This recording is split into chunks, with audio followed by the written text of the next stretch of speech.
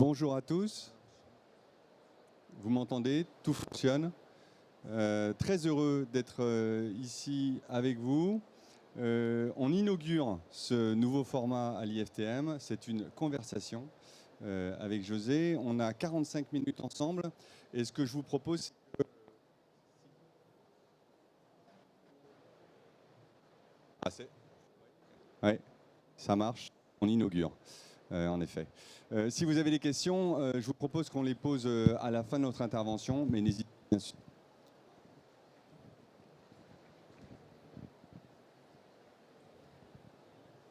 Merci. Il marche le tien?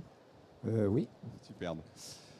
Donc le sujet aujourd'hui, pendant ces 45 minutes, c'est le déploiement NDC dans une agence de voyage. On a trouvé intéressant de parler de ce cas concret. Je me présente en 2 minutes. Moi, je suis Hervé Cozard, je suis directeur des ventes agences pour le groupe Air France KLM en France. Et voilà, je vais vous présenter un petit peu ce qu'est peut-être NDC pour ceux qui ne connaîtraient pas. Donc NDC, c'est une nouvelle norme. Pour le groupe Air France KLM, on l'a lancé en 2018. C'est une norme du transport aérien pour distribuer nos offres et nos tarifs auprès des agences de voyage. Aujourd'hui, c'est important, peut-être quelques chiffres quant à son déploiement depuis 2018. Aujourd'hui, en 2024, on atteint un taux de pénétration de 50%, c'est-à-dire qu'aujourd'hui, en France, on a un billet sur 2 qui est vendu via la norme NDC, via les agences de voyage.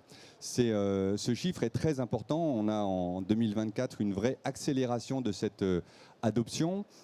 C'est important aussi de souligner que par rapport au taux d'adoption dans le monde, dans le groupe Air France KLM, c'est aujourd'hui, on est à peu près à 30%, c'est-à-dire un billet sur 3. En France, on est le pays leader de l'adoption NDC chez les agences de voyage pour Air France KLM. Donc c'est une vraie fierté et un vrai succès, notamment depuis le début de l'année. Peut-être aussi vous dire ce qu'on trouve sur NDC, parce que c'est plus qu'une norme, c'est aussi bien sûr pour retrouver nos produits, nos services et nos meilleurs tarifs. Sur NDC se trouve le meilleur d'Air France KLM. En général, on dit souvent, pour ceux qui ne connaissent pas ce sujet, il y a NDC et il y a ce qu'on appelait avant, et qui existe encore aujourd'hui, Edifact, qui permettait jusqu'à aujourd'hui de distribuer les produits des compagnies aériennes. Donc NDC, c'est la nouvelle norme, et c'est une nouvelle norme puisque Edifact datait des années 70, donc il était temps pour nous d'avoir un nouveau standard qui nous permette notamment de distribuer toutes les innovations qu'on veut mettre en place pour nos clients. Donc vous allez retrouver dans le NDC, par exemple, toutes les promotions Air France ne se trouvent qu'en NDC, ne sont plus en Edifact. On a aussi, bien sûr, pas de surcharge sur NDC. On a aussi toute notre gamme tarifaire loisirs sur NDC. Et en termes d'innovation, on a ce qu'on appelle le Continuous Pricing, qui est une nouveauté tarifaire et qui nous permet, avec Air France, d'avoir des tarifs beaucoup plus compétitifs sur toute la gamme de tarifs sur toutes les cabines de nos avions. Donc voilà, NDC, nouvelle norme, le meilleur d'Air France et aujourd'hui un billet sur 2 sur le marché français. Donc on a décidé aujourd'hui de vouloir parler concrètement de ce sujet et notamment avec José Martinez qui nous fait le plaisir d'être avec nous aujourd'hui et qui est lui à la tête d'Amplitude Voyage, donc une agence de voyage TMC à Toulouse mais aussi à Paris qui a des clients, mais il va nous en parler partout en France et qui a adopté cette norme NDC qui a été un des, comme on dit, early adopteurs de cette norme et qu'on pensait intéressant de pouvoir décrire ce qui s'est passé. Donc ma première question à José, c'est comment c'est passé et comment as-tu fait ce choix d'aller vers NDC? Bonjour à tous, ravi d'être là. Merci Hervé de me donner l'occasion de parler un peu de notre expérience. Donc nous sommes une agence de voyage qui est à la fois une TMC, un tour opérateur. Et dans notre TMC, nous servons de grands clients nationaux, notamment un grand groupe bancaire, quelques ministères aussi. Et donc la question du NDC, donc tu l'as dit, ça démarre en 2018. On en entendait déjà parler depuis pas mal de temps. Et puis, vous décidez que très vite, il va y avoir une surcharge sur le contenu Edifact à travers les GDS. Donc pour nous, évidemment, c'est une problématique dans le fait qu'on va proposer des tarifs à nos clients qui ne sont pas ceux qu'ils vont trouver sur le site de la compagnie. Et en même temps, nous questionnons les GDS, les grands GDS, Amadeus, Sabre, Travelport, etc. Et personne n'a l'air de vraiment vouloir bouger sur ce sujet. Donc moi, je pars de la conviction que NDC va s'imposer. Chose que, en vérité, les GDS, et s'il y en a là, ils ne pourront pas me contredire, ne croyaient pas. Les GDS pensaient que les compagnies aériennes, Air France d'abord, mais les autres, n'auraient pas la capacité technique et la solidité, etc., les serveurs, tout ce qu'il faut pour distribuer à très grande échelle. Et moi, j'ai pensé le contraire. J'ai discuté avec les gens d'Air France, etc. Et j'ai compris que la norme NDC s'imposerait quoi qu'il arrive, que c'était une vraie volonté des compagnies.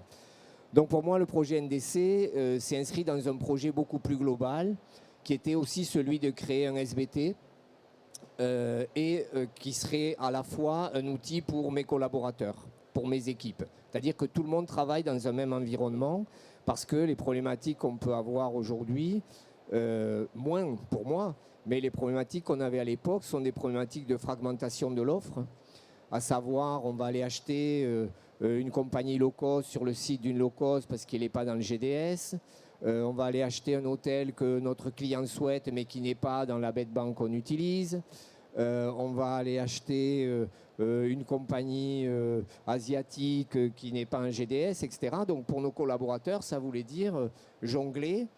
Pour nos clients, ne pas avoir un PNR complet, avoir une réservation ici, une là, une là-bas, ce qui quand même en mobilité est très dérangeant. Donc on a lancé ce projet, je me suis rapproché d'Air France évidemment, c'était aussi pour eux le début, nous on a démarré en 2019, bon l'histoire a été longue parce qu'on a quand même travaillé ensemble, on peut dire, sur beaucoup de sujets avec les équipes de dev d'Air France. Je me rappelle par exemple qu'à un moment, on a évoqué le sujet des tarifs corpo avec vos développeurs et ils nous ont répondu qu'ESACO. Donc voilà, on est quand même parti de là. Voilà. Et puis petit à petit, on est arrivé à faire ce qu'on a aujourd'hui, c'est-à-dire un SBT qui intègre totalement tout ce qui est fait offline, online, tout ce qui est fait dans les systèmes, avec un PNR intelligent pour nos clients où ils vont retrouver toute la prestation du départ jusqu'au retour, y compris le visa, si on fait un visa pour eux, y compris une réservation de taxi, etc. Tout ça est intégré aujourd'hui dans ce qu'on peut appeler, ce que certains appellent un smart PNR, c'est-à-dire un PNR où on a tout. Voilà.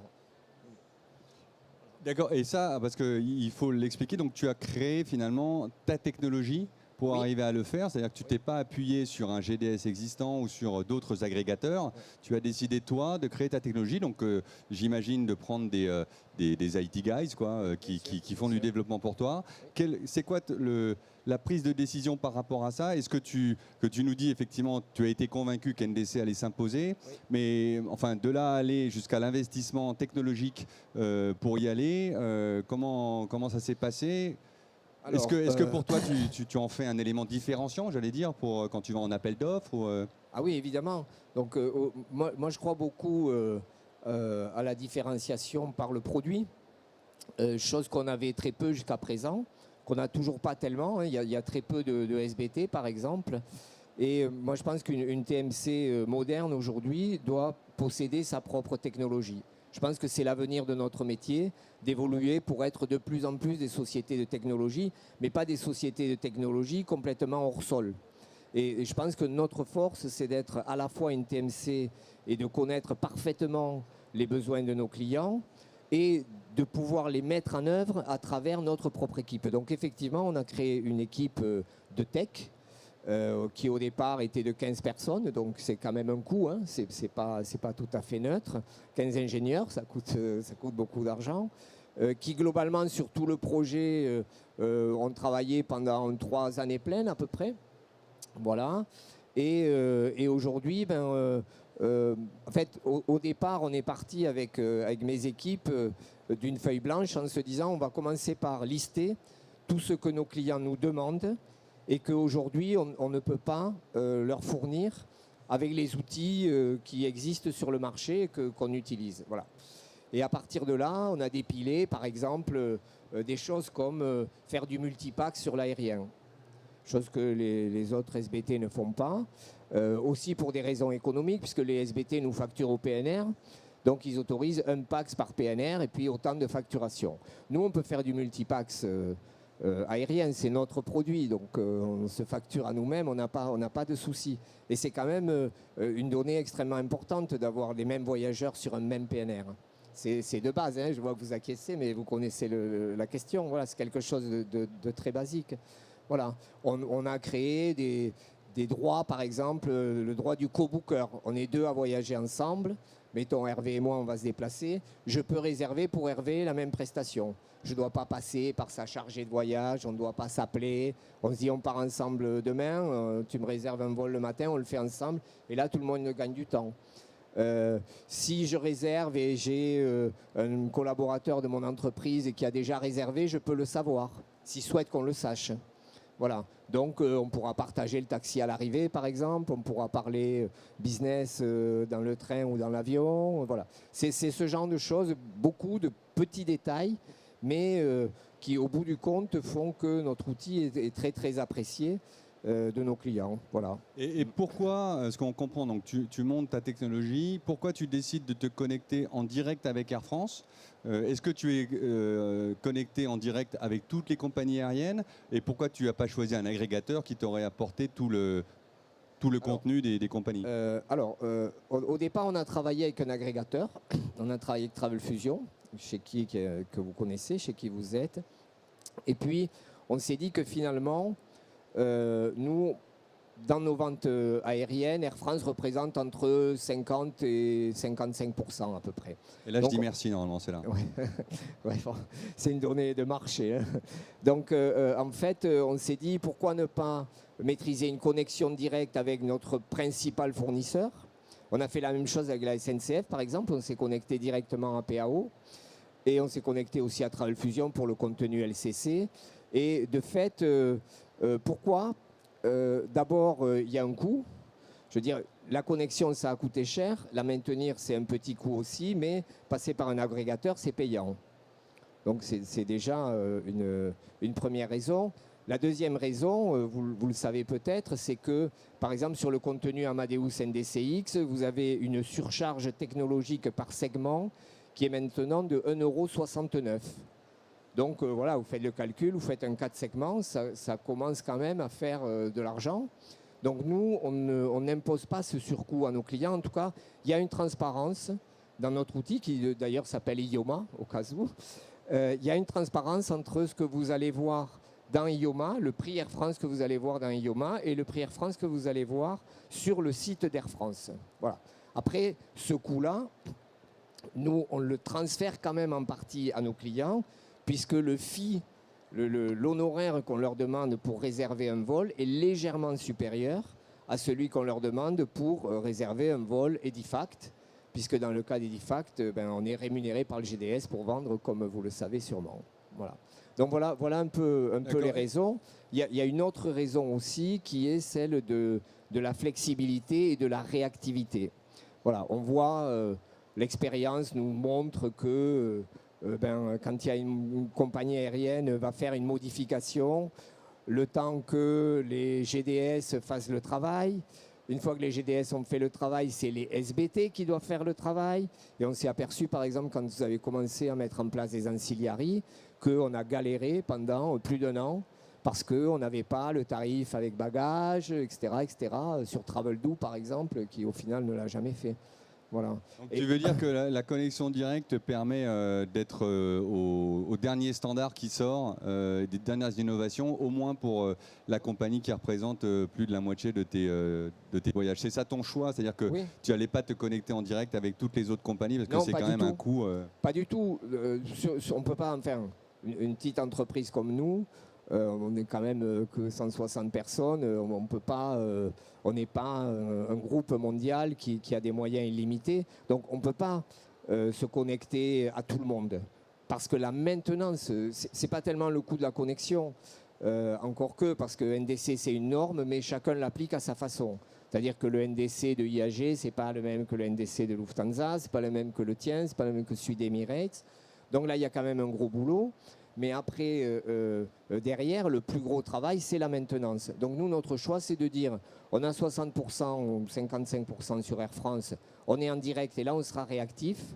Pour le reste, on passe par le GDS, soit du contenu Edifact, soit du contenu NDCX ou autre, quoi. Voilà. Hein.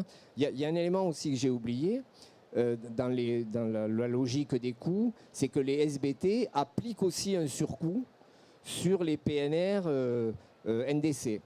Donc au final, si on prend le surcoût du GDS à 1,69 par segment, le surcoût du SBT à 1,50 ou 2 ou 2,50 selon les SBT par PNR, ça commence à chiffrer. Voilà. Et moi, mon choix, ça a été de garder cette valeur dans l'entreprise, justement pour avoir cette flexibilité et cette réactivité. D'accord, on comprend ton choix. Donc en 2019, tu décides d'y aller, tu montes tout ça. Et aujourd'hui, quelle est la réaction des clients? Et est-ce que du coup, rétrospectivement, tu penses que tu as fait le bon choix? J'imagine que oui. Et financièrement, tu t'y retrouves, c'est-à-dire quand tu es en appel d'offres avec tes clients, tu restes compétitif. Et parce que j'imagine que dans le pitch, c'est quand même compliqué d'expliquer la technologie, parce que le client, lui, il regarde que le prix, la technologie peu. Comment tu arrives à expliquer cette différenciation et les avantages que le client... Est-ce que la mise en avant de NDC, je le disais tout à l'heure, avec les meilleurs tarifs, le client le voit vraiment, tu travailles en pleine transparence avec eux et tu arrives à avoir des frais qui sont comparables à tes concurrents ou plus compétitifs et ils valorisent cette différence. Comment ça se passe? Alors, je ne dirais pas que le client ne regarde pas la technologie. Le client regarde la technologie. Je vais prendre un exemple qui n'est pas un exemple NDC, mais qui est l'exemple SNCF. Nous proposons Ouigo depuis avant l'été. Aujourd'hui, aucun GDS encore ne propose Ouigo. Et on ne propose pas seulement Ouigo essentiel, qui est ce qui va arriver en GDS dans les jours qui viennent. On propose aussi le Ouigo Plus, avec l'ensemble des services. Donc ça, c'est un exemple. Et nos clients sont intéressés, parce que voyager sur Ouigo, c'est quand même pas le même prix que voyager sur Inouï. Voilà, donc la technologie, c'est quand même important. Je pense que nos clients sont aussi super intéressés par le fait d'avoir tout le offline dans le on, instantanément, de pouvoir modifier leur billet de train ou leur billet NDC dans l'appli qui est dans leur poche quand ils sont à l'aéroport. Tout ça, c'est quand même des avantages et la technologie, c'est important. Donc pour nous, cet avantage technologique, on essaie de le mettre en valeur. Après, on n'est pas du tout plus cher que nos concurrents. Ils nous reprochent même parfois d'être moins cher. Voilà. En fait, non, on n'est pas du tout plus cher.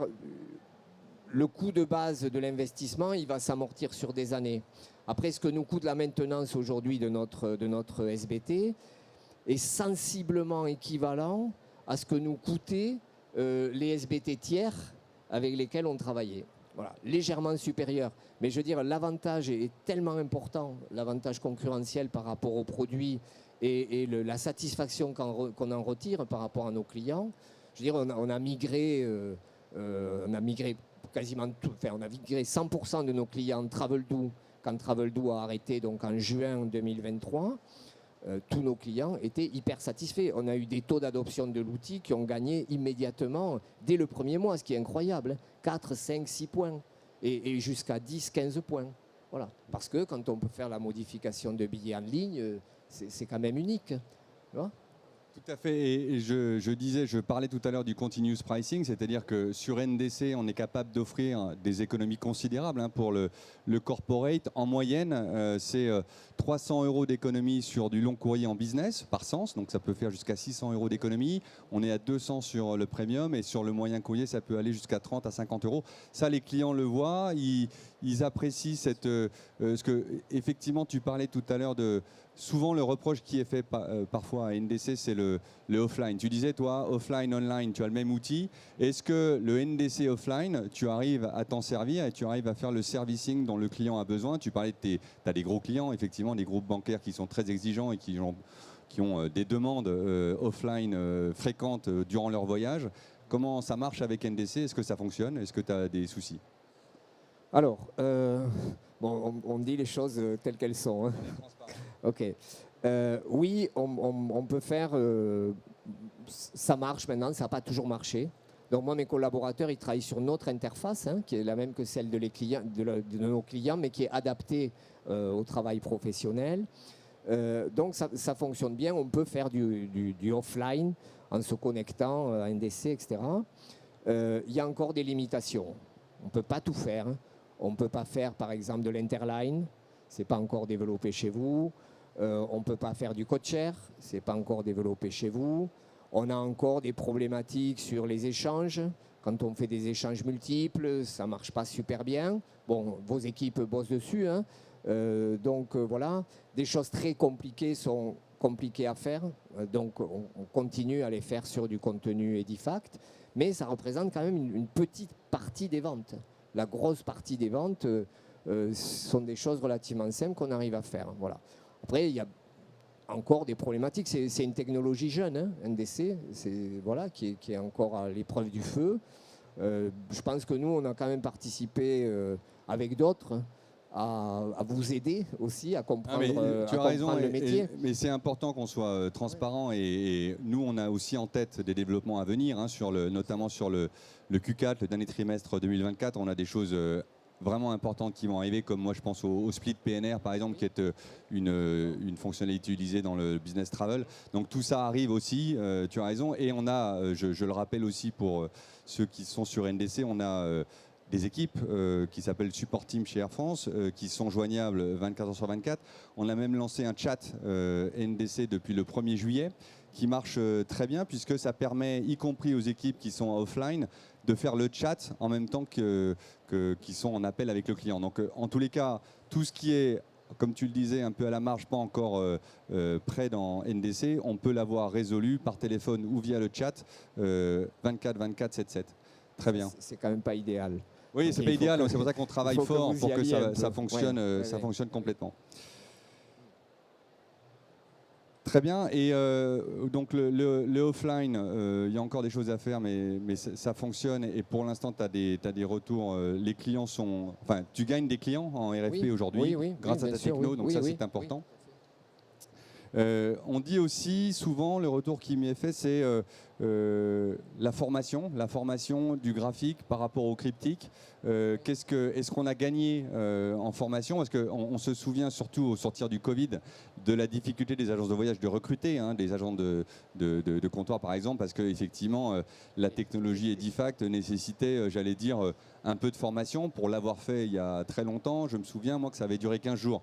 Sans doute que tu es allé beaucoup plus rapidement que moi, tu es plus intelligent, mais aujourd'hui le mode graphique, est-ce que ça va plus vite? Est-ce que ça permet finalement de recruter plus facilement aussi?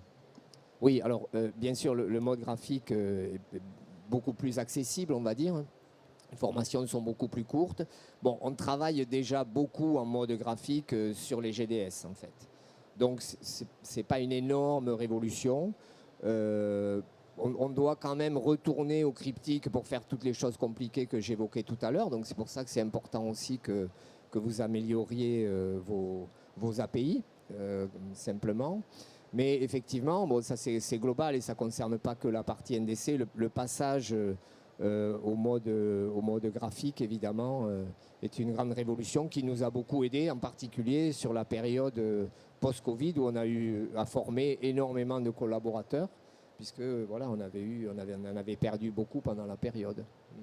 Très bien. Et du coup, si on regarde un petit peu l'avenir pour Amplitude, c'est quoi les prochaines étapes? C'est quoi ta vision d'adoption NDC grâce à ta techno? Est-ce que tu penses gagner beaucoup de clients? Bien sûr, j'imagine. Oui, alors, moi, ma vision du métier, elle est très très claire. Hein. Moi, je pense que les TMC qui survivront dans les années à venir sont celles qui auront vraiment pris un virage technologique à 95%, qui sauront garder des équipes super pro, super empathiques, super disponibles pour faire du service très très haut de gamme quand il faut. Mais je pense que les nouvelles générations aujourd'hui, moi je vois un peu bon, voilà, ce que font déjà mes jeunes collaborateurs, ce que font mes enfants. appeler un agent de voyage pour réserver un Paris-Nice, c'est fini, quoi. Ça, c'est les boomers.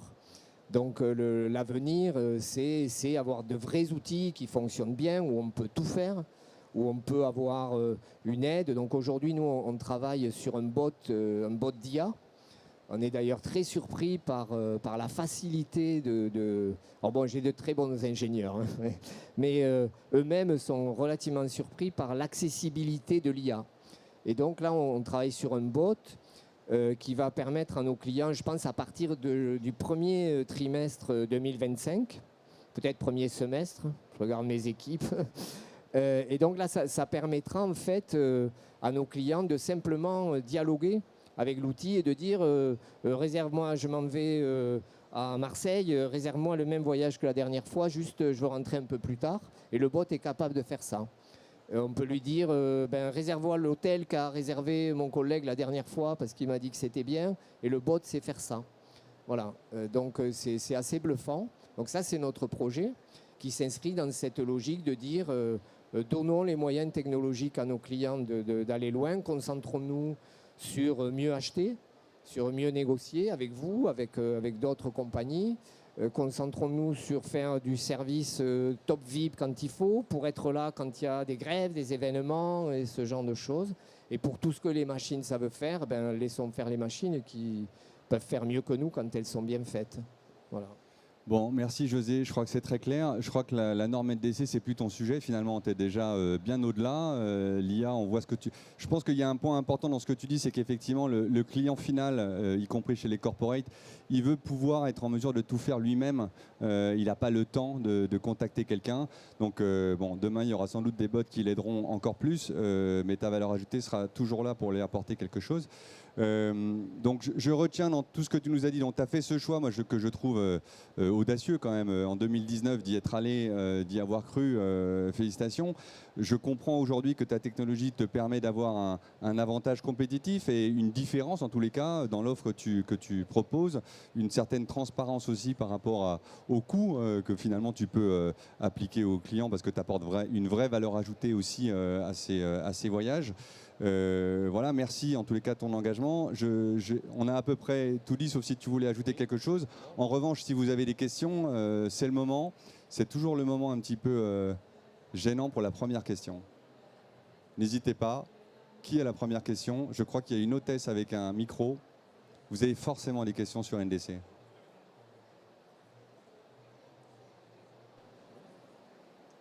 Ah, une question. Merci. Merci pour... Le bien comme ça. Bonjour, moi j'ai une agence de voyage à Saint-Barthélemy. NDC, je m'en sers, mais simplement sur les États-Unis, parce que malheureusement, il n'y a aucun accord avec Winair aujourd'hui. Et du coup, je ne peux pas faire de billets en continuité avec Air France depuis Juliana jusqu'à Paris. Alors là, vous me posez une question, c'est pointu. Hein, donc on est à Saint-Barth, avec plaisir d'aller voir le problème sur place, je dirais. Hein, ça serait mieux. Non, vous me posez effectivement, comme le disait José, il y a encore des limites. Ah oui, c'est un problème d'accord entre Winair et Air France, mais c'est aussi de l'Interline, parce que j'imagine qu'on peut acheter en continuation. En fait, avec... moi, avant NDC, tous les billets étaient en continuité. Donc en fait, les passagers enregistrent et embarquent à Saint-Barth. Ils sont en transit à Juliana et ensuite ils arrivent jusqu'à Paris. Donc mes billets, c'est des 0,57. Sauf que là, je ne peux pas les faire. Donc en fait, je ne peux pas non plus faire du NDC et la différence tarifaire est colossale en fait. Hein. On rajoute 300, 400, 500 € de plus parce qu'on part de Saint-Barth. Et c'est très dommage franchement parce que du coup, c'est vrai qu'il faut que je chante Winair, mais si je chante Winair, mes passagers n'ont pas de continuité. Non, c'est très clair. Merci du sujet. On le prend avec nous. Hein. On se disait sur le servicing, il y a encore des choses à améliorer. Je l'ai déjà fait remonter. C'est vrai que nous, on a tendance à dire c'est à la marge, mais pour vous, c'est pas du tout à la marge. Donc bon, merci en tous les cas du retour. C'est bien noté par les équipes qui sont avec moi aujourd'hui. Mais pour tous les billets US, par contre, ouais, ça fonctionne. Alors c'est pas toujours. je veux dire, la différence tarifaire n'est pas toujours colossale, mais souvent, effectivement, on gagne 150 à 200 euros par vol. Oui, Donc, ce qui est bien. ouais, Merci pour le témoignage. Oui, mais D'autres questions peut-être? Si je peux, Oui. ce sujet fait partie des nouvelles complexités que nous avons à gérer avec l'arrivée de la norme NDC. Voilà. Une question ici. Chers visiteurs, la conférence sur le thème rachat et fusion Bonjour. d'entreprises. Je voulais savoir si vous confirmiez que les tarifs Théo allaient complètement disparaître de Edifact en janvier. Alors oui, en effet, on a annoncé ça, il me semble, au mois d'avril. C'est-à-dire que nous, on continue à vouloir aller vers le NDC sur tous les segments. Là, on a surtout parlé du business travel, mais il y a aussi, bien sûr, les tours opérateurs et tous ceux qui font des ventes avec nos tarifs Théo, les tarifs VFR, etc., etc.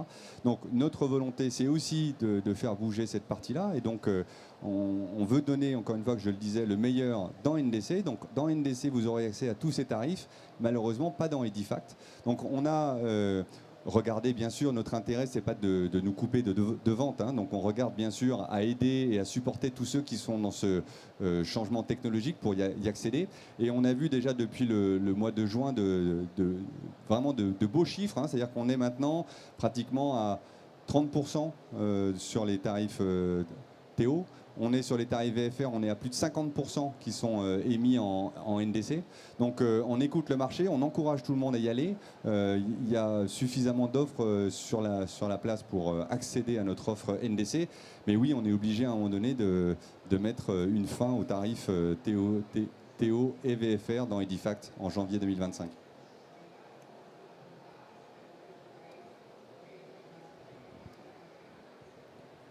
D'autres questions peut-être? J'en ai une autre. Ah, merci. Là, c'est plus lié en fait à la connectique. Vous autorisez toujours des contrats en direct avec les nouveaux SBT qui arrivent par exemple sur le marché, des nouveaux agrégateurs qui arriveraient sur le marché. Vous avez toujours des contrats ou vous souhaitez que ces agences, ces nouveaux SBT passent par des agrégateurs qui existent déjà? Ah non, nous on est ouvert à tous ceux qui veulent se connecter en direct avec nous. Donc bien sûr, rapprochez-vous de nous.